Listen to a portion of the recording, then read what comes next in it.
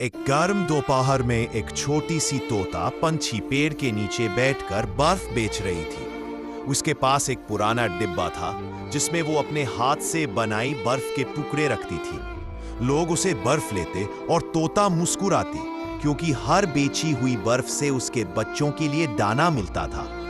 दिन के अंत में जब बच्चे माँ माँ करके चिल्लाते, तोता प्यार से कहती, आज भी तुम्हारा पेट भर गया, मेरी मेहनत सफल हुई।